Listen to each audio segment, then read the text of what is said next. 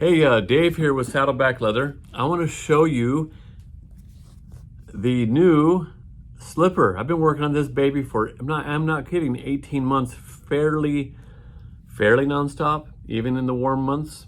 And check out this. This is the sole I've always loved, the solid, thick, classy leather sole. This is the sole they put on shoes that they make for kings and princes.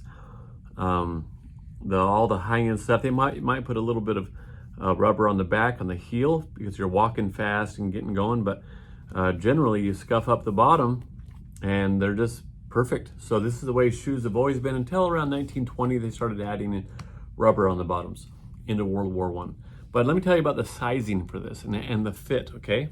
So this is like a baseball glove, and it fits better. And like nice hiking boots, they fit better when you wear them, when you break them in. So this is called this sheepskin. It's a merino sheepskin, and what it does is it what's called packs out.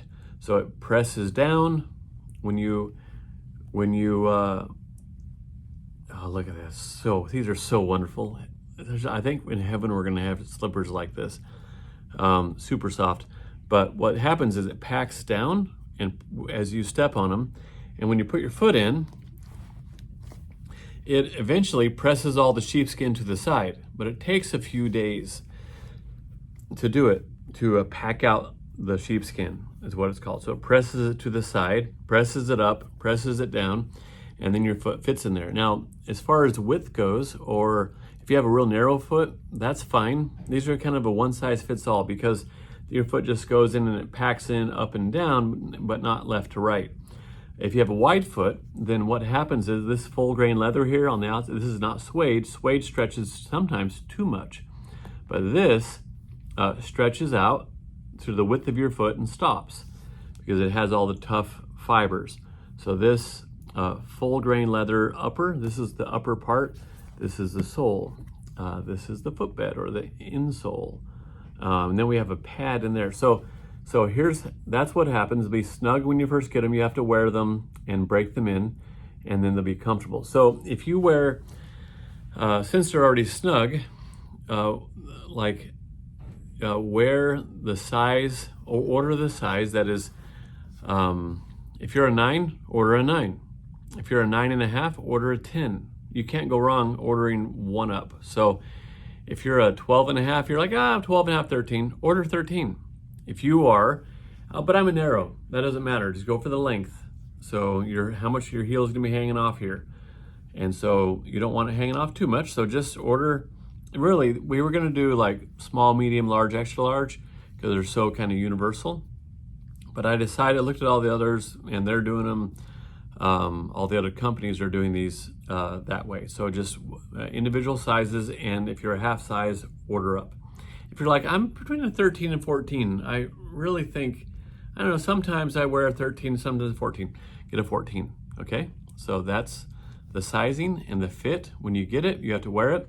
And when you do get it, scuff up the bottom. So what you do is you go out into the garage, or into, not garage, you go into the driveway or sidewalk, kind of scrape the bottom, kind of kick it, put it on, kick it against the sidewalk and on the heel too, and bingo, you have yourself a slipper that doesn't slip. If you just wear it like this, it will slip.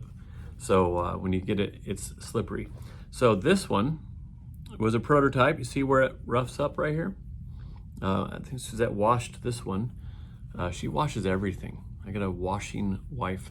The women's, so these are men's sizes. So if you wear a 10 in men's, order a 10. If you order a 10 in women's, order a 10, a women's 10. So they're true to women's sizes and true to men's sizes.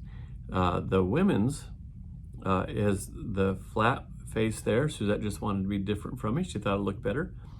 And this has the rounded. This is men's, this is women's. If you wear a 7 in women's, order a 7. If you wear a 10 in men's, order a 10, okay? So there you go. These are super duper comfortable. Okay, let me show you. I have a whole bunch of samples here that I did. See how that scuffed.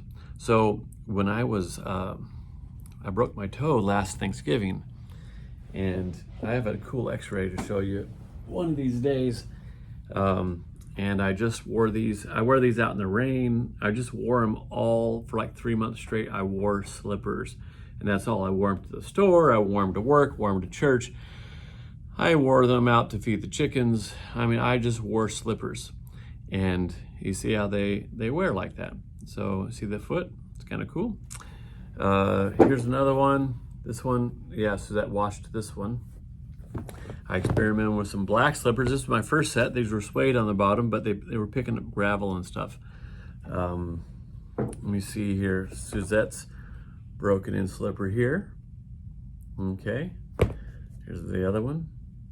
And now here's hers. Hers has has blue up the women's has it up here because they don't put a lot of pressure on as much as men do.